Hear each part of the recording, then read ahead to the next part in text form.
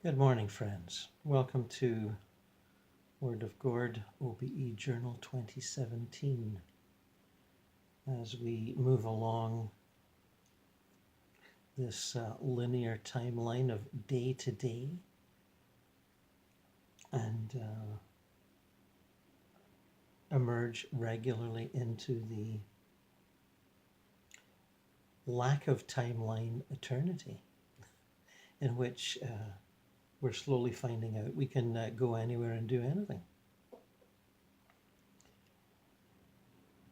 All that is necessary is understanding that this can be accomplished and be an imagination and a desire to explore. And sometimes early in the morning, I do lack a little bit of that imagination and have to sort of wind it up and enter into it like a vehicle.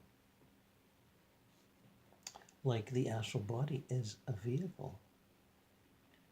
Like the mental and causal bodies are vehicles for exploring different territories. And those territories are defined not only by landscapes and communities, but by vibrations.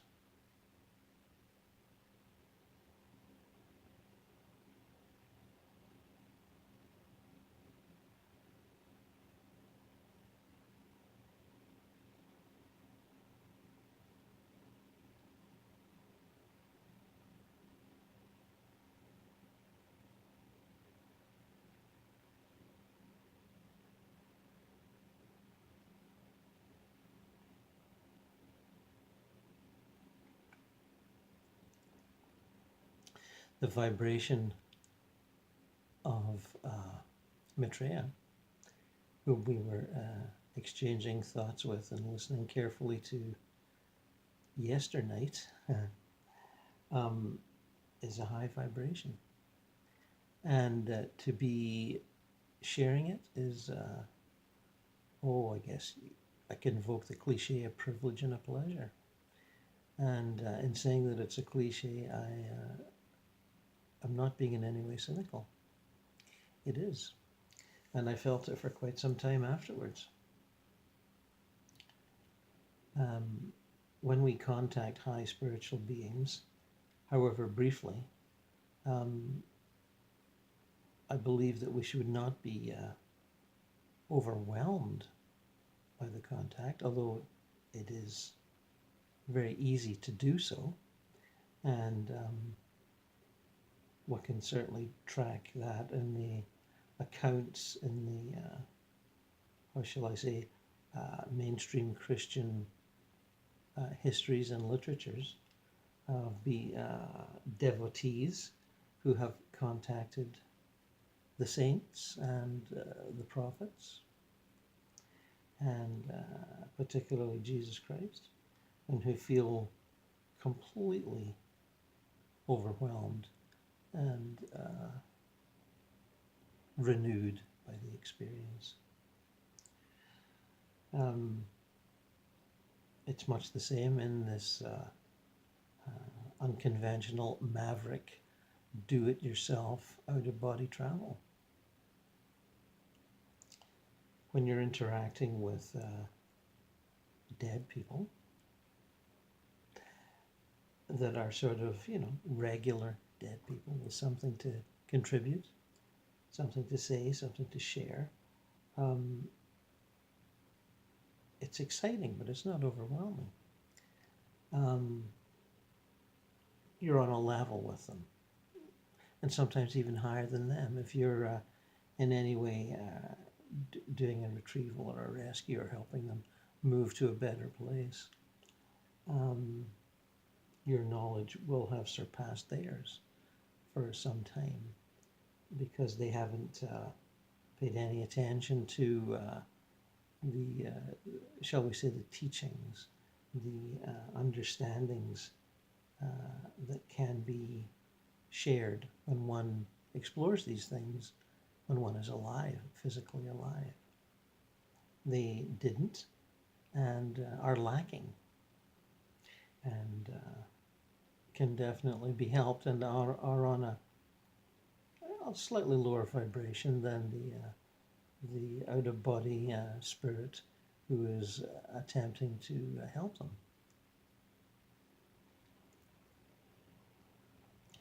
But high spiritual beings, well, they're not high for no reason at all.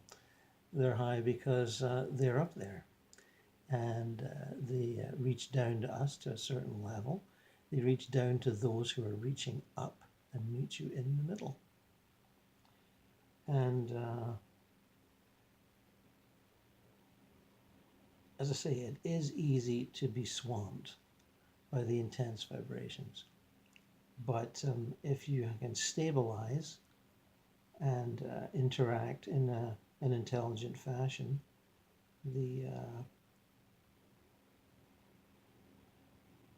benefits will accrue, and you will be able to, shall we say, float at that stage for a little while until your regular human emotions and thoughts bring you down to a more consensus reality level.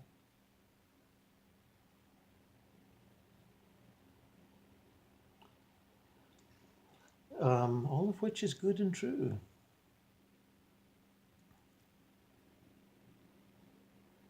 But the wider, deeper vision of high spiritual beings, such as Maitreya,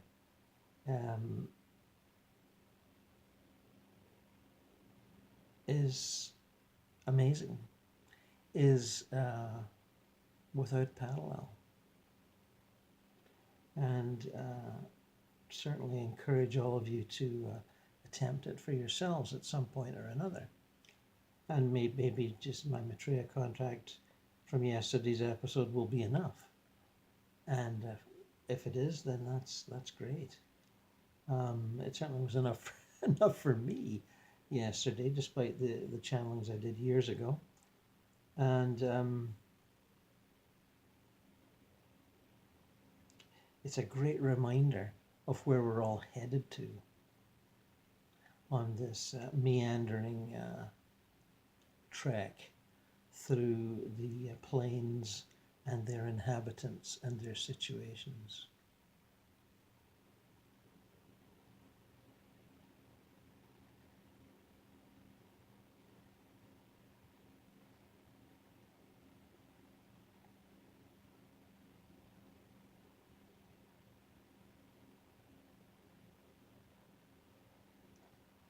Speaking of situations and inhabitants, I had been found myself recalling the creative contribution of the rock musician Paul Kantner, who passed a few months ago, and thinking of his great contributions to progressive rock in the 60s and 70s with his bandmates in Jefferson Airplane. And he'd always been a musician to explore and try different and newer things. Although I'd certainly lost track of him in the last 15 or 20 years. Not all the group, but him, I hadn't seemed to have been hearing about him so much. One hears about regularly about Jorma Kaukonen and others, particularly the bass player that he played with a lot in Hot Tuna. They seem to be quite active on the performing front.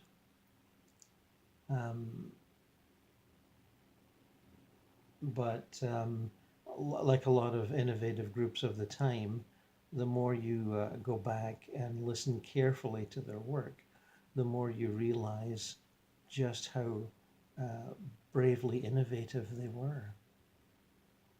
And I had thought of Paul Kantner in this way, and had wondered how he was adapting or changing. Others had noticed that the Jefferson Airplane's first vocalist before Grace Slick, Senior Anderson, had passed on the same day, and remarked on that. And I do not know if they were close or, even related at all. I had understood that she had retired from the music, industry, but that information may have been wrong. And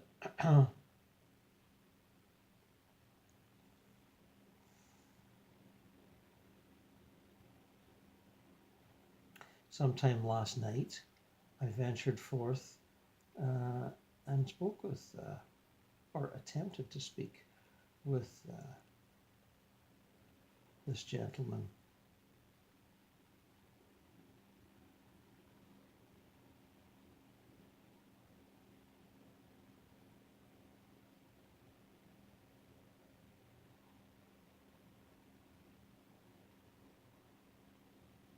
And I'm attempting to focus on that now.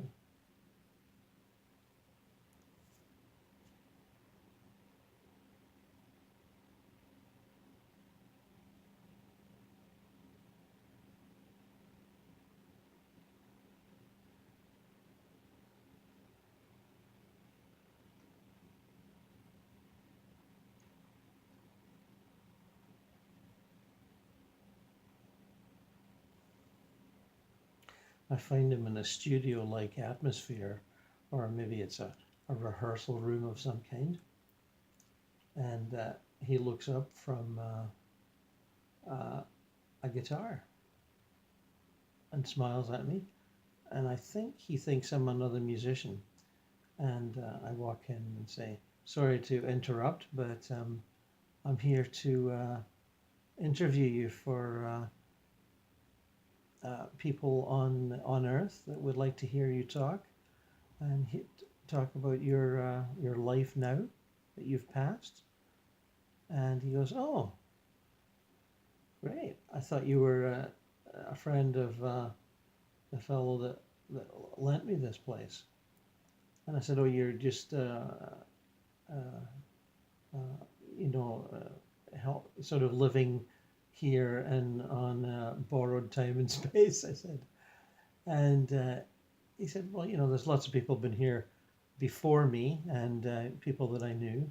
And they've got their, instruments and equipment together. And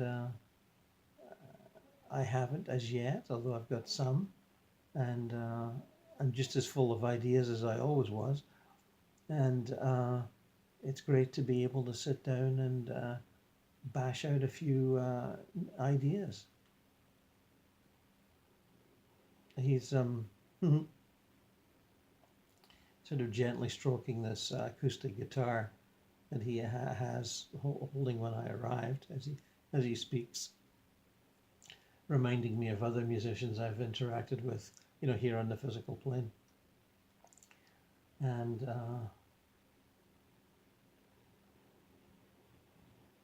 he says, and just who are you? And I explain. And I said that, lots of people use YouTube to disseminate music and various kinds of creative activities. And I said, my creative activity is to talk about the afterlife and reincarnation and have contacts with those that have passed on, like yourself. And he thinks that's pretty cool. He says that, oh, that's very cool. I'm fascinated to hear you're doing that.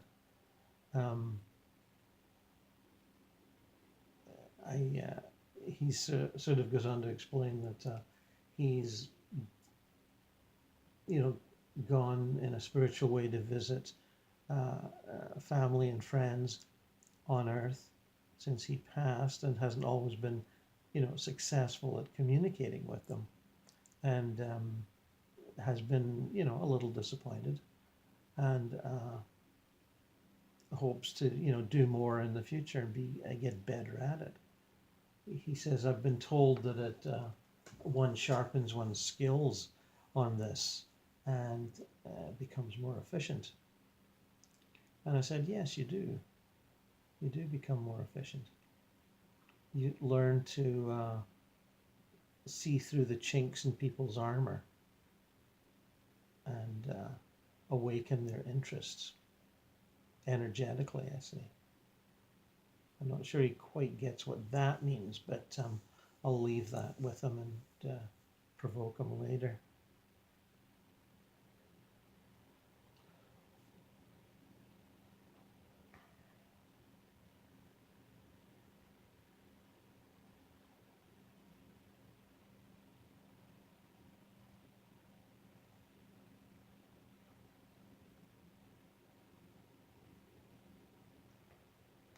I had dreamed of other worlds for years, he said. And I'm so happy that those dreams turned out to be a reality.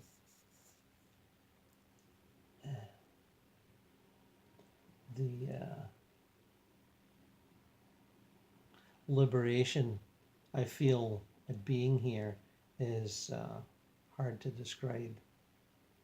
He says, indicating that he wants me to communicate this. And he says, do tell whoever your audience is that it's an incredible adventure. And so much can be done here that would be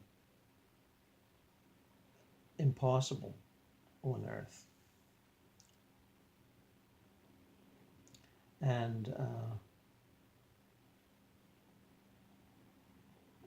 one is amazed and grateful at the possibilities and opportunities here in this world.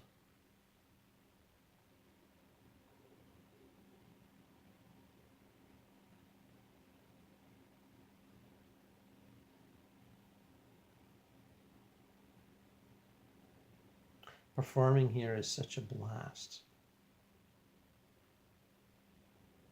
The sound vibrations of the instruments and the amplification is a magical potion altering your consciousness from moment to moment. Some say it's comparable to psychedelics, and I'd say it's even better than that.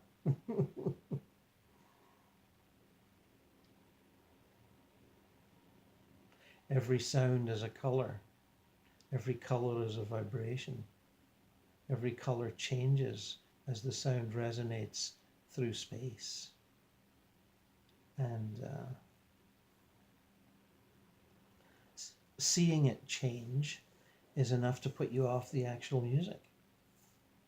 And he said, that's like psychedelics, playing a note or a chord and watching it or hearing it interact with the so-called silence around it.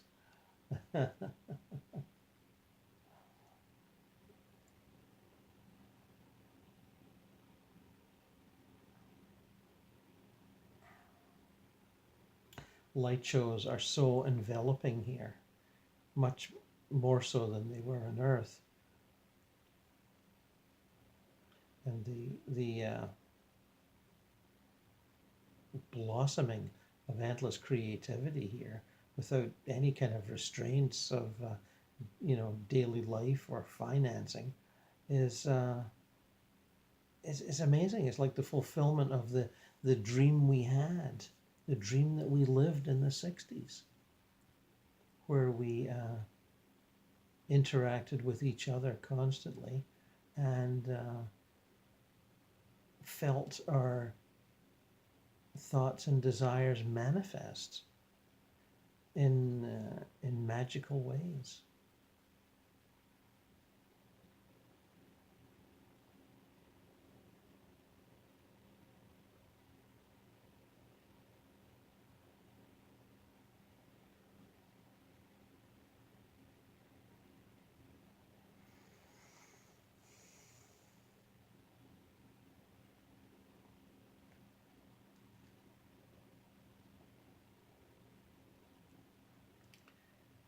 he asks if I listen to his music. And I said, oh, yes, because of reissues and internet availability, most of your music is available to be, heard and reheard and revisited. And I said, I'm very impressed with the long life of the Jefferson Airplane and related projects. I said, it sounds as good today as it did 50 years ago. And he smiles and thanks me for that. And he said, well, that was our hope, if not exactly our intent. It was our hope that it would last. We worked on it carefully and with, enthusiasm. And we had things to say and music to project.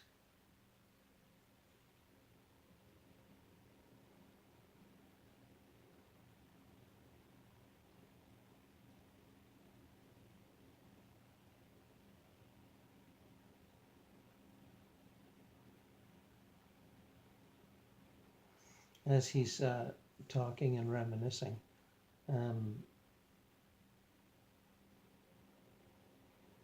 he's, sort of quietly chording and playing little leads on this acoustic guitar. And there's an ease and a joy in the way that he does it. Although it's, a part of his being, an intrinsic part of his being. He's not just talking and thinking and reminiscing. He's part of the music that is coming out of him.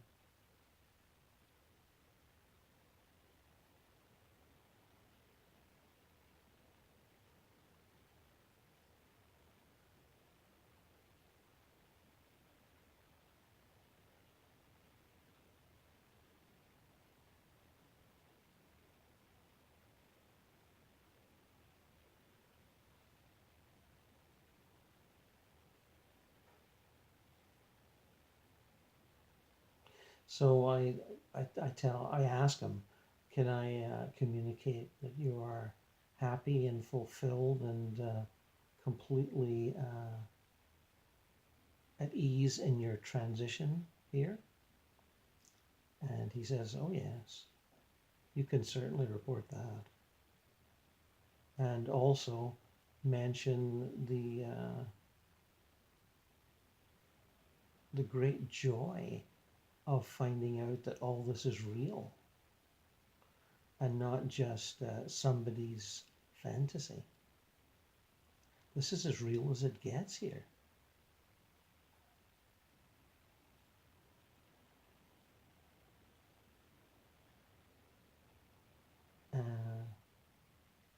He's smiling as he says that. So I say, you find it something to suggest that people should be looking forward to this in the midst of their daily struggles, as it were? And he says, yes, it is. It is definitely something to look forward to. Nothing disappointing about here, let me tell you.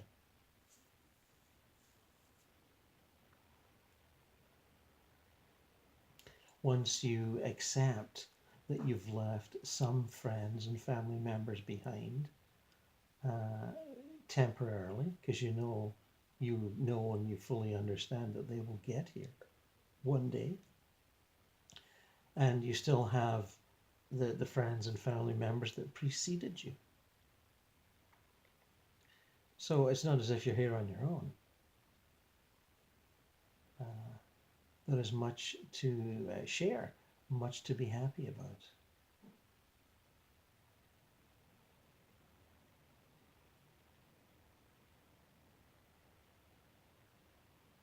And I thank him for this, and I reassure him that this will appear on the internet and people will hear it.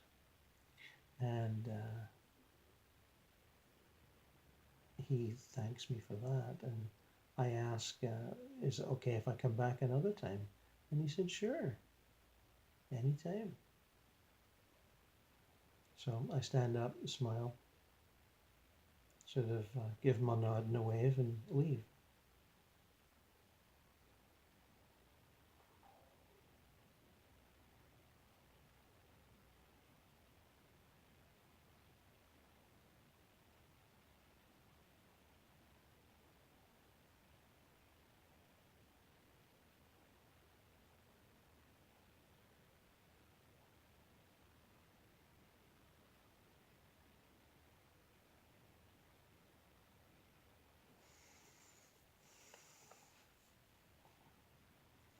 From there, I think about the American novelist and poet Richard Brautigan, who a firm favorite of mine, and someone I've wondered about because he did commit suicide, and we assume was quite depressed in doing it. He had been living alone, and no one had seen him for a little while.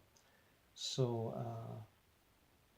we, a number of us wondered what kind of a state he might be in, and but he has been passed over, quite some time now, and when I focus on his name and vibration, and I find myself transferred to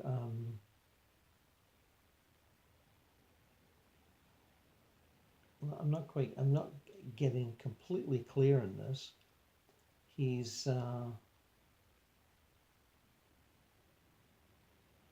he's sitting on the end of a wooden dock, fishing. I thought at first it was a little boat, but then I got kind of more focused, and it's a dock out into a lake or a river, and he's just sitting there fishing, and it looks exactly like anybody I've ever seen fishing. And I go up and quietly, sort of say hello and introduce myself, and he says, he sort of says, "Oh, hi," and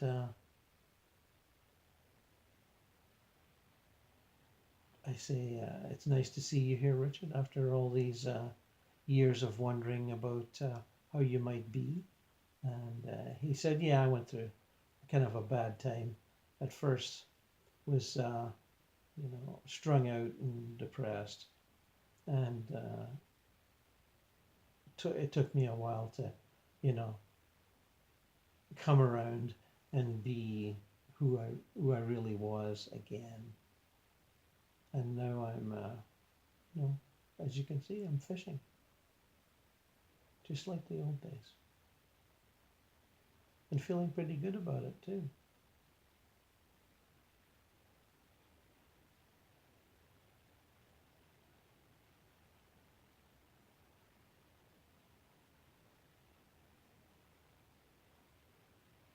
He asks me what I do, and I say, and I explain as I did to Paul Kantner, I explore the afterlife realms and past lives, and talk about it on the internet and write books about it.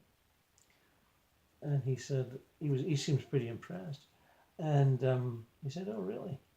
That's quite something." Uh, and how do you explore? And I say, well, I just form ideas and form quests in my mind and go looking for things and people. Just like I went looking for you, and here you are. And he said, well, so you don't come to my public readings and stuff? And I said, well, no, not so far, but maybe I will in the future. And he said, he says, well, yeah, a bunch of us from the old days, get together and give readings and whatnot. And that's a great thing to do for a guy like me. And he said, it's fun trying to do write in this new world and communicate the various subtleties of our life here, or at least my life here. I experienced great poverty and deprivation, and later great wealth and a pleasurable lifestyle. And it's where I am here is beyond both of those states. I can live in the moment, uh, being and observing without any constraints or pressures at all.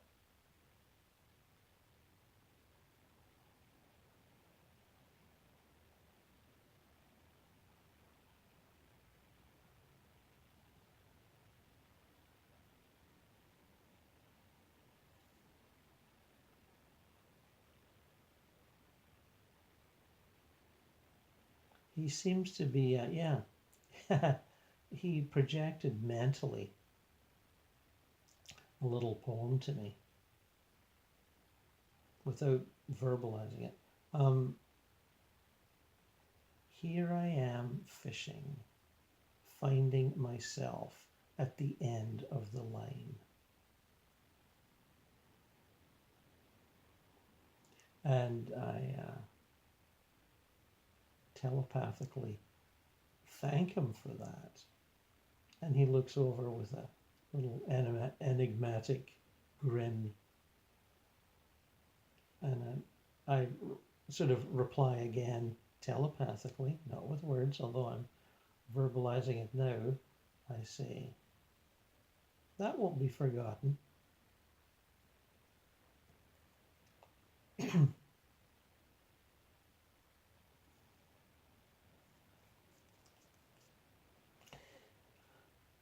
I have the feeling that he doesn't particularly want to go into the details of his reunion with family members that passed before him, other than to communicate a general sense of well-being and ease with where he is now.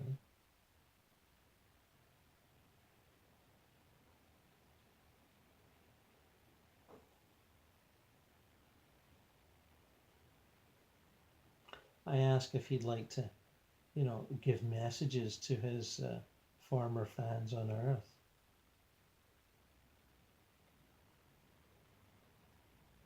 And I say, your novels are still discussed. And I said to him, I've recently participated in an exchange of opinions on Confederate General from Big Sur, and you know, he seems pleased to hear that, and he says, "Yes, I do get reports, although I'm pretty, happy with my life here now and the work that I do and the readings that I give."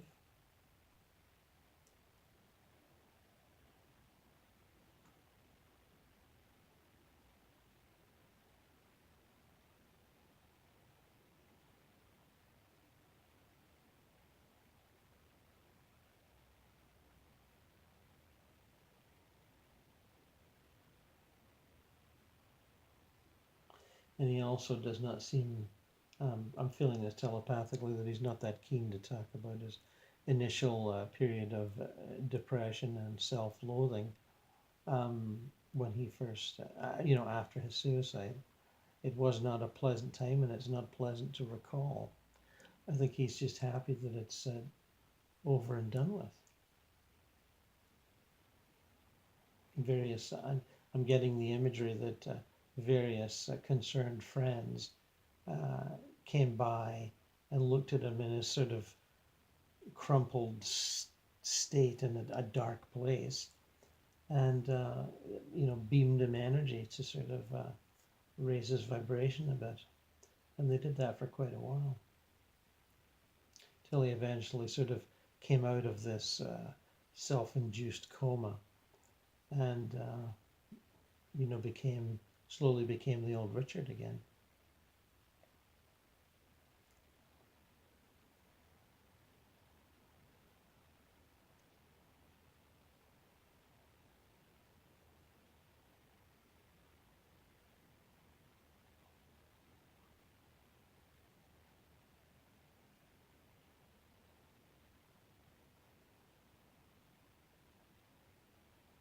he asks me if I'd like one of his spare rods to indulge in a little fishing.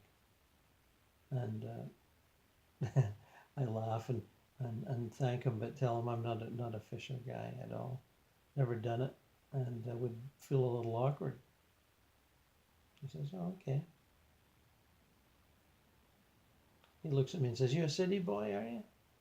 And I go, "Yeah, pretty much."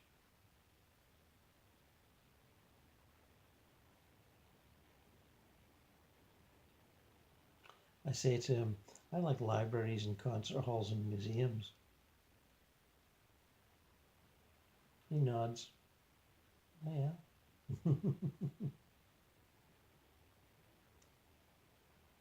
He's a sort of it's like he's a genial host, but he's sort of, that's his attitude, but he hasn't got that much to say. He doesn't chatter on, as you could probably tell. And I don't know what I was expecting. And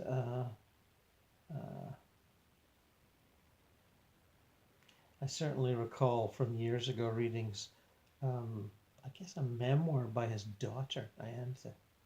And at the end of the memoir, somewhere, there's a couple of dreams where she experiences her father in a public situation that is, I think, some sort of a public reading by several poets.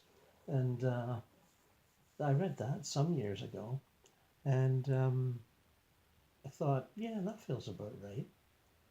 And of course, even though I read it years ago, those years don't mean anything in spirit. And I communicate that thought to him. I said, "Do you find that years mean nothing in spirit?" And he says, "Yeah, no, they don't. We're just here. We're always here. We never seem not to be here." Uh, uh, it's an easeful, rewarding life, he says.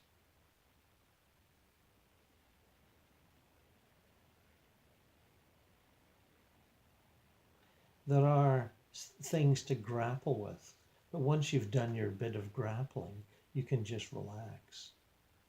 And he says, that's what I'm doing.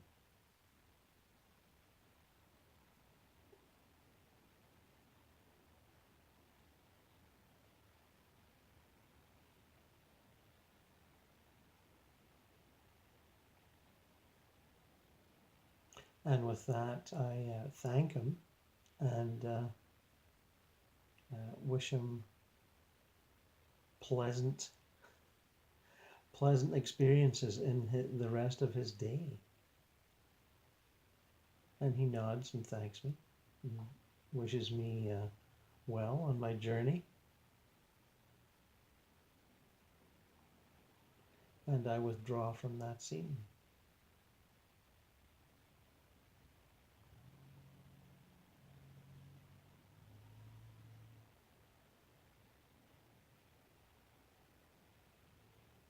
Boy, talk about laid back.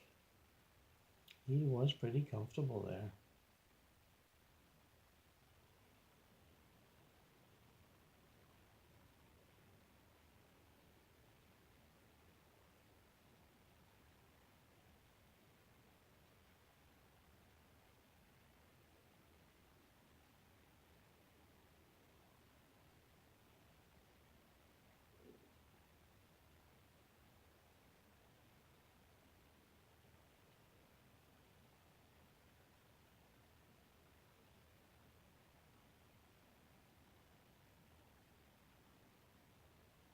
I think also about the not that long past American novelist, the great John Updike, whose books I've read at great length, and I have wondered about him, but I'm not getting a response in terms of sending out a beam of communication, and I'm getting the the return message telepathically, and maybe not even personally from him, is that he is not ready to be, interacted with. He's at the moment leading a private life. And this does happen with some people who are celebrities. Obviously, some people are very keen to communicate and interact and are quite thrilled with the prospect. And for some reason, he's not at the present time.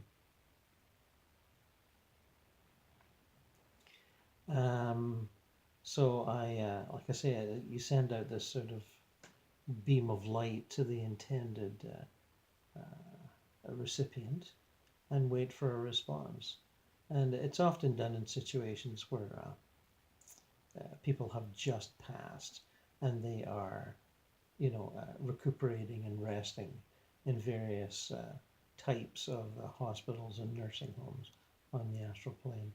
And one is told telepathically, no, so and so is not, not yet available. And the implication is, come back another time.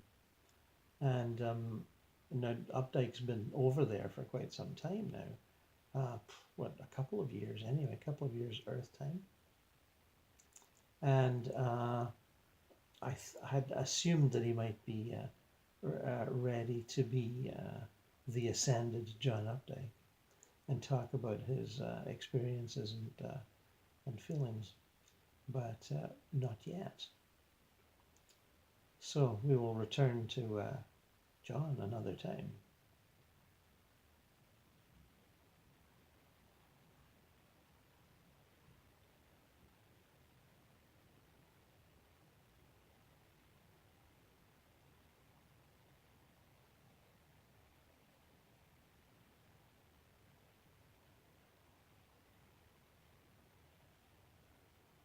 From here I go to a round of family visits, dropping in on various family members over there. And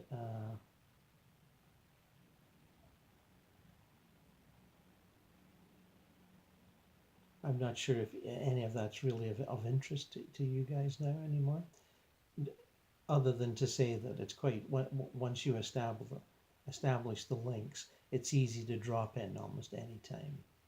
No, they can't, into their homes, that is. And you can't be guaranteed that they'd be there. As you might have recall, I talked to my sister the other night, and the sons that have passed and that seem to be living with her, or at least spending a fair bit of time in her home, were not there. They were out, as she said, oh, they're out right now. And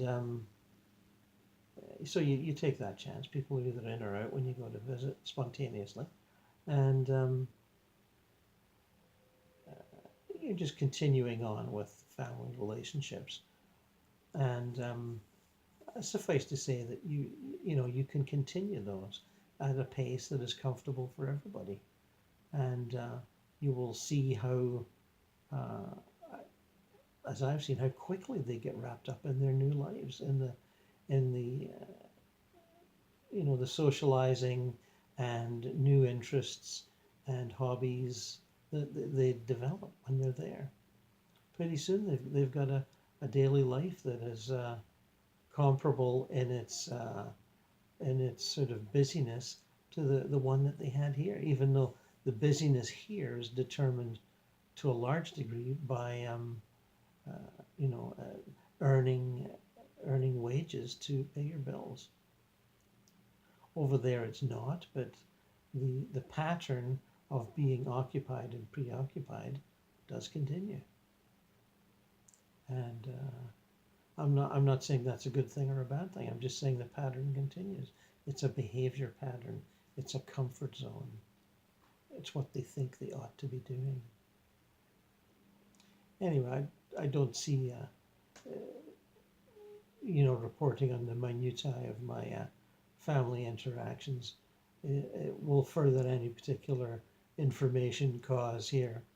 but understand that you can do it and continue to do it as you perhaps investigate other more enigmatic situations in the spirit worlds.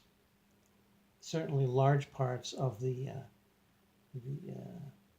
the Summerland, the spiritualists used to call it, is filled with people leading pleasant but fairly ordinary lives, and replicating to a large degree the lives they lived here, minus the struggle and the the struggle to make ends meet. And you will be either surprised or pleasantly surprised or shocked at how sort of predictably normal their lives are. And that's just where they're at, and that's where they're comfortable.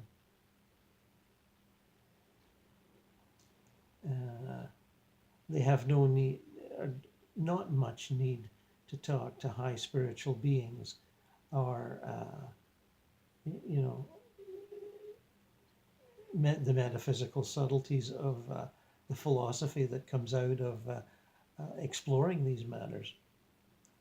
They're quite happy to be in a stress-free world, having a happy and pleasant life.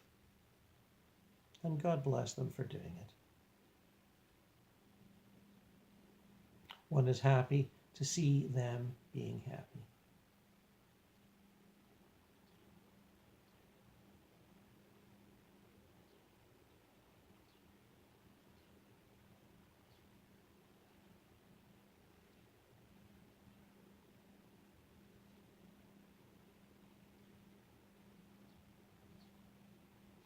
And with that little round of visits, I think we'll draw to a close for this morning.